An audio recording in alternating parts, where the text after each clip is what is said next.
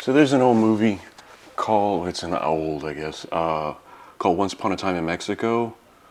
And the main character, one of the main characters, Johnny Depp, he's always looking for Cochinita Pibil, which is a slow roasted pork. Always thought that'd be cool to make. He has a cooking school, Robert Rodriguez, on the DVD. I remember seeing it a bunch of times, but today I'm going to try it. You can just buy the achote paste. So I have this, oregano. I'm using a recipe from, what's the name of that person? I think hers is the most concise, Cooking con Claudia. I'm using mostly her recipe. So what I'm going to do today it's Saturday at noon. So the plan is to start cooking the pork tomorrow around the same time. It takes 3.5, 4 hours. I'm going to cook it at 300. We'll get to that. So now I got oregano, cumin. I'm going to need 2 cloves and half a cinnamon stick, orange juice, lime juice, and of course our paste. So I'm going to put the paste with the orange juice and the lime juice and the paste in here, mix it all up. I'm going to see how fine I can get it. I may have to blend it. I'm going to try not to because I don't have a glass blender. I can't think of the words. A glass blender, and I don't want to make it all stained, but do it in glass if you can, because this stuff will stain. My fingers are going to get stained. But the idea here is to get our mixture ready so that way I can cover the pork, leave it in the bowl in the fridge overnight, and then tomorrow load it in and bake it nice and slow. So let me get all this stuff together, but first I got to wash my hands. This is freshly squeezed. They just put it in there. I just buy it like that from the store. The same with the orange juice. I need a cup of orange juice and a half a cup of lime juice. So those are our first things. So let me go ahead and do that. I'm gonna, like I said, I'm gonna put it all in here, and should be good. This is the nice acid's gonna really work on that meat and soften it up overnight. I always like to season my meat if I can and leave it for as long as possible seasoned in the fridge overnight, or longer if I can. For a steak, I usually do it 2 full days, like 48 hours. So when you have that, it dries the meat out a little bit so it concentrates the flavor better. I've had very good luck with it. So I do almost all of the meat that I cook, I do it that way. So half a cup of lime juice, cup of orange juice. This is our anchote paste. See that nice red color? This stuff is going to stain, so be careful with it. That's why I'm just wearing whatever. So like this stuff,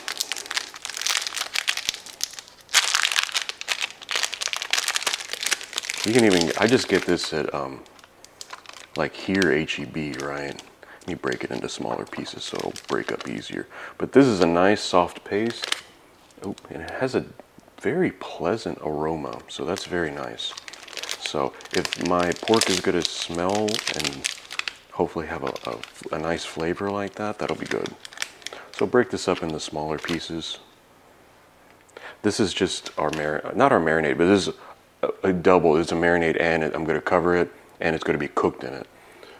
I guess that's what a marinade normally does. Anyway, actually, this is glass. So where's the spatula? Nice rubber spatula in my glass, because I do not want to crack my glass with a metal spoon. This is as hard as I thought it was going to be. So maybe let this sit for a few minutes. What I might do is warm it up in the microwave a little bit. But you see how the fluid already changed color, right?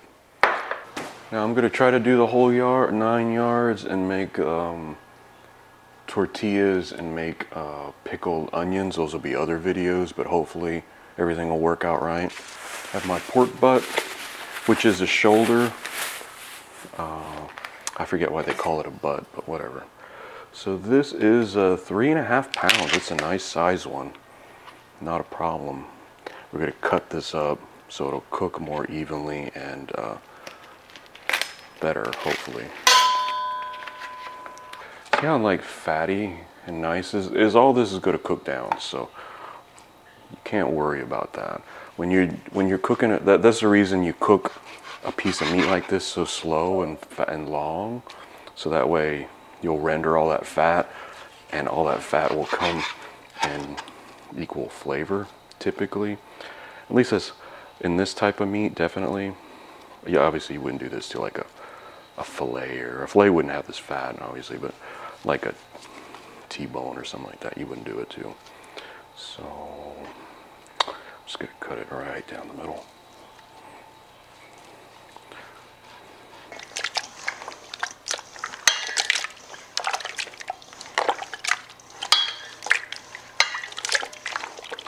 This is nice because it has this acid from the juices, so it's really going to eat away at that fat membrane and all that sinew and all that stuff. All that stuff's going to be eaten away because it's been sitting in this stuff overnight. Ideally, when you make stuff like this, you just leave it overnight. Ooh, that looks pretty. It looks pretty, if nothing else, at this point. I think we're going to be good. So,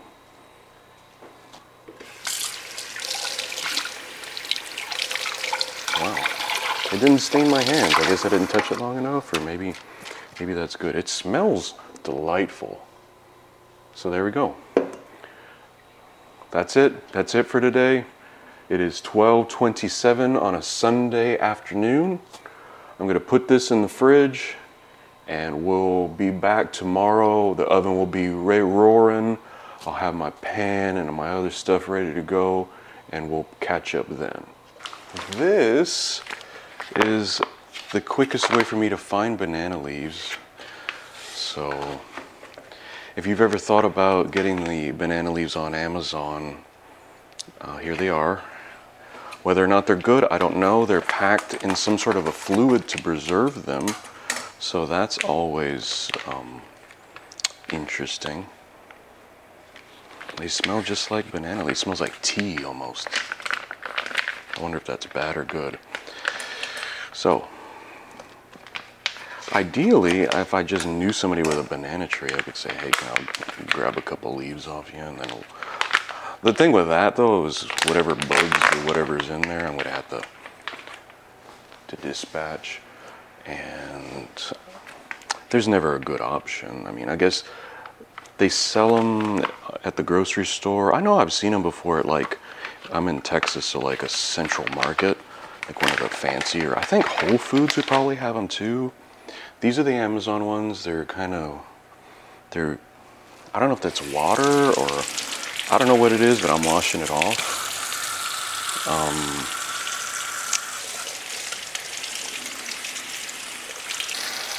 I have enough to completely make it so I'm not touching any metal.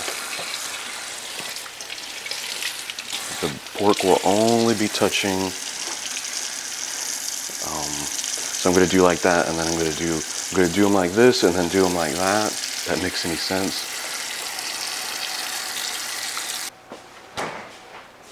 Overnight. Look at this guy. Looks real pretty. Move this out of the way. Let me get this here. So, got this big pan, right? Are you focusing at all, or are you not? I don't think it is. So, I got my stuff here. I got my pork pieces. I'm going to try to not overlap them at all.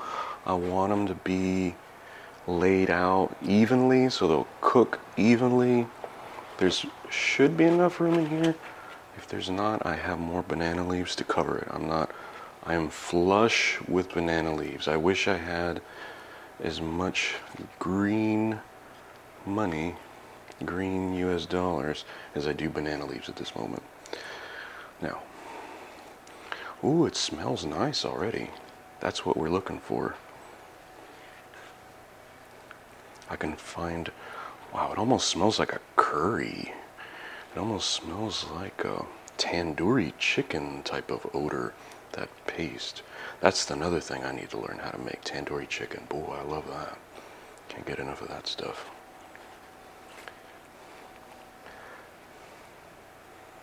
So in theory, I'm doing this with pork, obviously. That's what cochinita is. I'm just gonna put these nice pieces of garlic all over the place. I'm gonna stick the cinnamon stick on the side. The cloves are still in there, and I'm gonna just keep them that way. Chili.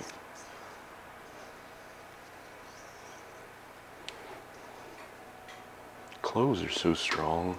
I don't want to have them dominate, because I can already smell the cloves in it. I think that's what makes me make it think it smells like Indian food. So that's what also is making me think, man, I should try some Indian food. So put the rest of this sauce, because this is very precious stuff.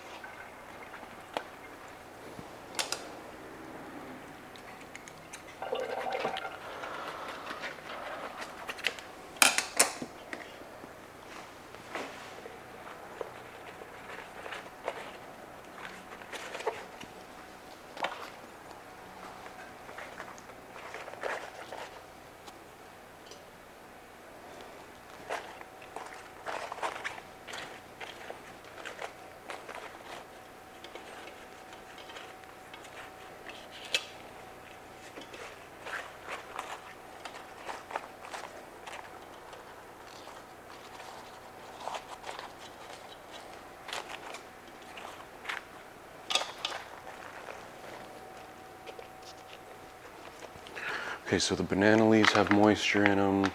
The dish, of course, has moisture. So the idea here is so that they steam slowly. My oven is set to 300 degrees Fahrenheit.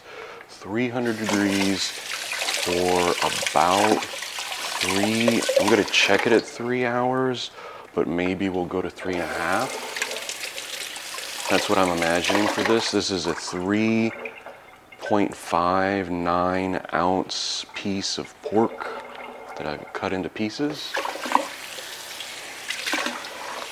So that way you have a frame of reference. I've not done this before.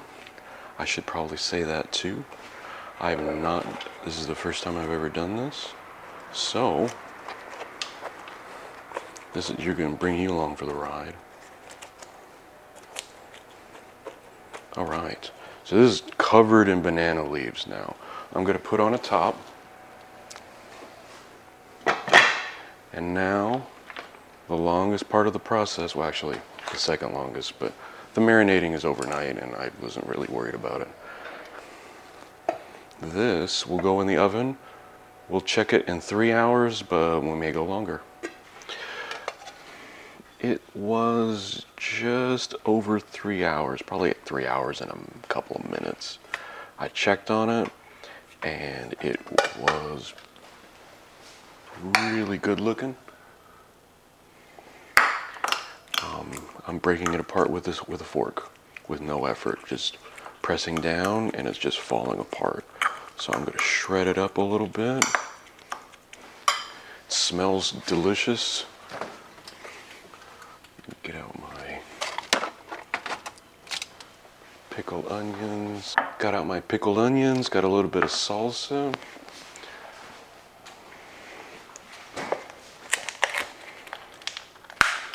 But I think everything's fine. Everything smells really good.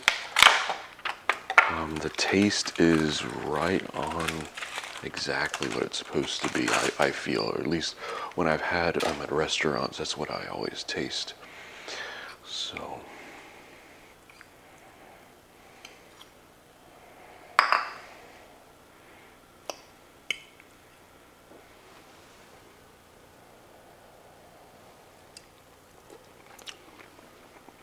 it's not spicy at all. It's smoky, savory, tender, juicy.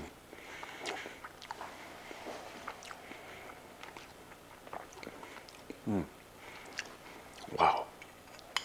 I hate to be that person that makes their food and goes, but yeah. As you can see, I'm devouring this. I'm about to eat this taco, but I'm just eating this first because, boy, just like this, you can eat it like this, put it on some rice. I just want to put it in tacos. That's how I usually eat it anyway. Put on a bed of white rice or whatever kind of rice you want. With this sauce, wow.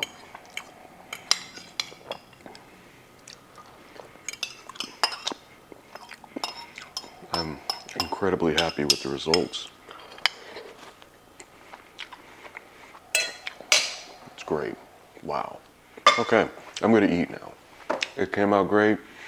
3 hours in the oven, all the ingredients put together, we're good. I'm gonna eat.